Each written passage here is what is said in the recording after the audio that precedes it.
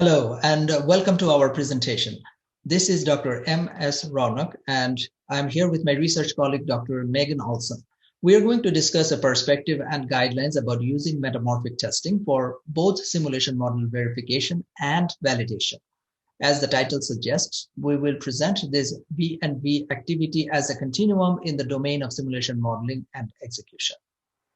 Let us quickly remind ourselves of a typical software development lifecycle, where we start from planning, analyzing, designing, and coding the software. There is testing along the way. If you think about the iterative and incremental development, there is major emphasis on testing after every cycle and when different modules are being integrated. The purpose of verification is to discover and remove defects from the software implementation, while the goal of validation is to ensure that the software meets the customer's needs, that is, what the customer really wanted or needed. Software testing techniques and methodologies fall primarily under the first category, that is software verification. Most traditional testing techniques require knowing the expected output for a given input, that is to have a test oracle. There are some groups of software for which a test oracle does not exist or very expensive to create. Scientific computation, machine learning algorithms, cryptographic implementations are examples of programs with this particular oracle problem. As the audience of this MAT workshop, you all know that metamorphic testing has been successfully utilized to address the oracle problem in many domains. Instead of using a single input-output combinations while using MT, we often come up with a pair of related inputs, and the program is executed with both those inputs. And based on some underlying metamorphic property, a relationship between the two outputs are expected. And this expected relationship of the two outputs forms the basis of the test. One domain which is particularly suitable for applying metamorphic testing, but did not receive a whole lot of attention, is simulation modeling and their execution. Simulation model and experiments represent a classic case of systems with the oracle problem. If we knew what the correct output or the expected behavior of a simulation experiment is going to be, then we wouldn't be simulating in the first place. There have been some studies that showed the usefulness of MT for testing the simulation code and for discovering defects. Validation of simulation model, a little different from traditional software validation, is aimed to ascertain how well the simulation model mimics the real world. In our previous work, we developed a framework and guidelines on how to discover metamorphic relations and utilize them to validate simulation models using MT. What has been missing so far is the overarching approach of using MT for both verification and validation in a continuum and how to differentiate the two. We have addressed that particular issue in this paper. When a simulation model is developed, researchers and practitioners first analyze the real-world system that they want to study and create a conceptual model of that. Next, the conceptual model is coded up as an executable simulation. Verification of simulation model ensures that the model code is consistent with the conceptual model without any bugs in it. And validation, which is the primary aspect, is known as operational validation. It ensures that the model indeed matches the real world system, which is also known as the system under study. As the triangle diagram shows, we present how one can go about using MT for both verification as well as validation by thinking about the process as a continuum. The key idea here is that MT for verification will be working with low-level implementation details, while MT for validation will be working at a higher abstraction level. We present a unifying process for using MT for the V&V of simulation models. The process starts with identifying the aspects of the model for which the traditional testing is not suitable, and then identifying metamorphic relations to test those aspects. Our process provides you with a step-by-step guideline for identifying the verification and validation aspects, defining the metamorphic relations in those relevant aspects, designing experiments with those metamorphic relations, and running the experiments to verify or validate the MR, the metamorphic relations. An important idea here is to distinguish the MRs that are used for verification versus the ones that are used for validation. If an MR is derived from coding, roughly speaking, in other words, the implementation knowledge, you can use it for verification. On the other hand, if the MR is derived from the domain knowledge, the underlying real world system, it should be used for designing experiments to validate the model. In the rest of this presentation, we are going to demonstrate how to find metamorphic relations for validation and verification using a gossip propagation case study. This model is an agent-based model of gossip propagation where each of the agents exist within a network. Agents can share gossip that they have heard with other agents that are connected to them directly within the network. The gossip begins with the nodes that are known as observers. These are agents that know the absolute truth of the gossip, and they all spread the same thing from the start. Other agents are distorters, so they will modify the message that they have received before they pass it on to their neighbors. So given that there are distorters in the network, we want to know how good the agents are at determining what the truth is based on the various gossip messages that they have received over the course of the simulation. The gossip in this model is represented as a bit string, so a series of zeros and ones. The way that agents decide what to do with messages they've received is they use one of three decision rules. The first decision rule is random. So out of all the messages they have received, they will randomly choose one to believe and then propagate to their neighbors. The other one is standard mode. Out of all of the messages that they have received, they will determine which one is most frequent, and that is the one that they will share. The final decision strategy is called Bitwise Mode. In this case, agents will look at each of the bits in the string, and they will choose the bit that is most common in that particular position. So often this results in a brand new message that was not previously received. The agents also exist within three different network types. The network type can affect how gossip is propagated and the role of the distorter. So this is very important for both our verification and validation. So this network does have some oracles. So for instance, if there are no distorters in the network, then the fitness should overall be 1. So every single agent should have a fitness of 1 because every message they've received should be the ground truth. It's also the case that if all nodes are distorters, then standard mode shouldn't perform any better than random because we are unlikely to see the same message more than once in any given step of the simulation. Now, to use metamorphic testing for verifying and validating this model, for validation, we have previously proposed a set of 6 categories for eliciting the metamorphic relations. These categories represent changes you could make to parameters or to the model within any given agent-based model. In this particular model, the environment parameters and the interactions between agent and environment are not relevant. Here's an example of some of the metamorphic relations we can elicit for validation. We can see how changing the number of agents may change fitness or the number of observers or distorters. We can also change where observers or distorters are in the network and predict the type of change that there would be, as well as how different decision modes relate to each other and the end fitness overall. As a reminder, when we are finding metamorphic relations for validation, we are eliciting these based on information we know about the system being modeled. So in this case, about gossip propagation, not about our particular implementation of the gossip propagation. However, when we're looking at verification, we look at the particular implementation. In this particular case, we can look at something like how we change the length of the message and how that affects computation time. In our prior work, we have discussed how you can design your experiments to test all of these metamorphic relations. And in this current paper that we are presenting right now, we've discussed how you can really relate the continuum of verification and validation to create one full process where you can elicit metamorphic relations for both verification and validation.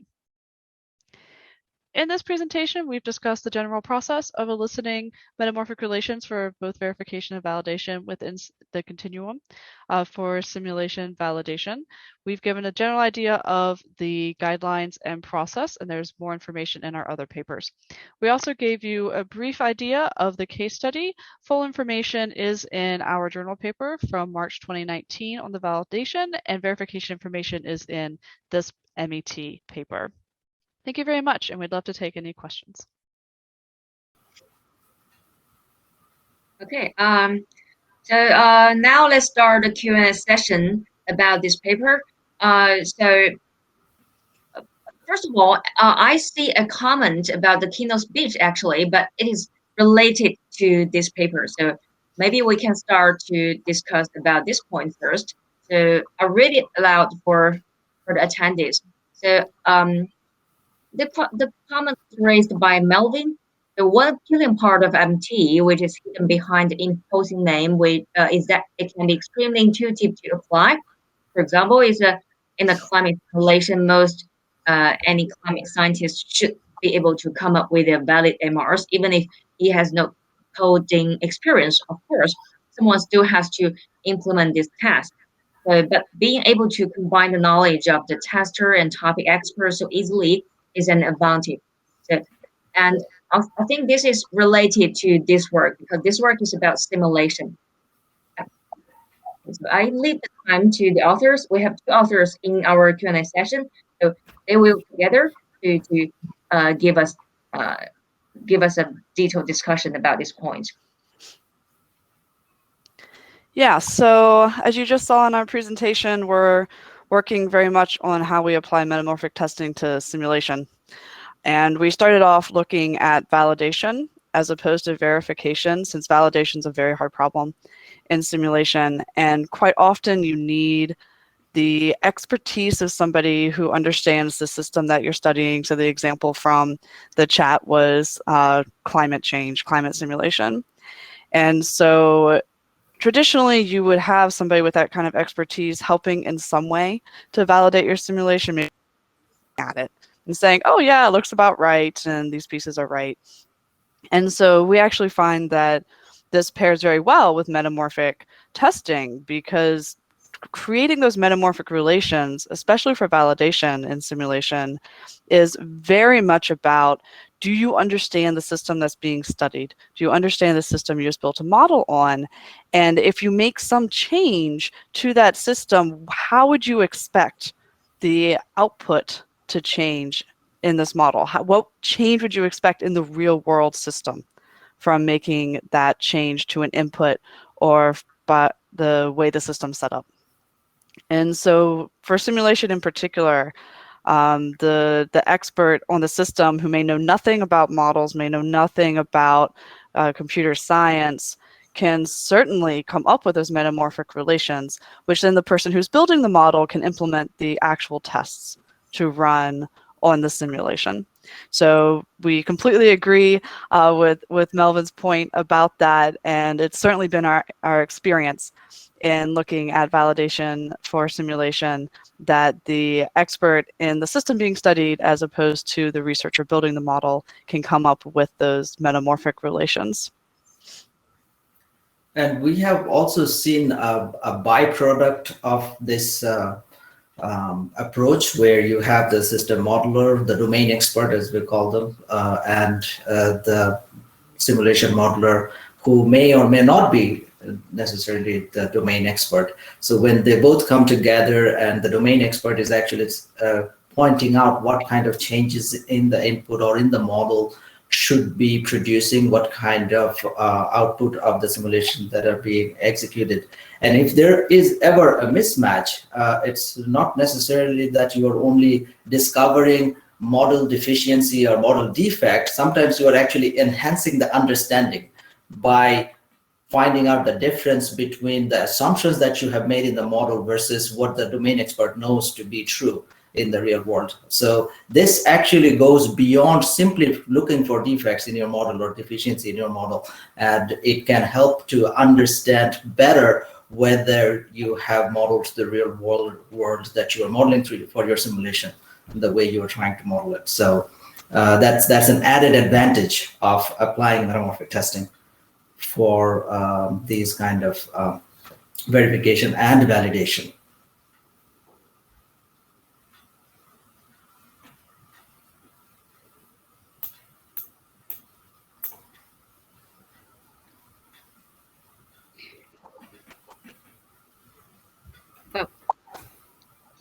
But actually, according to my experience, but not really my own experience, but the experience that I learned from my colleagues, they have some collaboration with like physics people. They do many simulations, so they're trying to test the software produced by the physics people. But it's very challenging for our software engineer people to understand it's so complicated theories and the models. So I guess it could be easier to convince the domain experts to learn MT rather than ask our testers to learn the domain knowledge is almost impossible actually.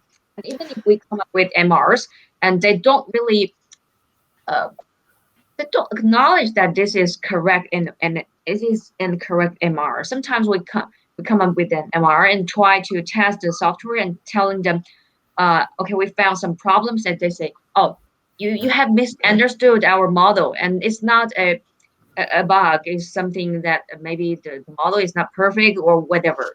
They always has reasons, so they spend a lot of months, several months to test a software in physics, but and find some problems, and they're exciting and feel like they found some bugs, but the people from physics they don't acknowledge that they're bugs. It's minor. It's just minor.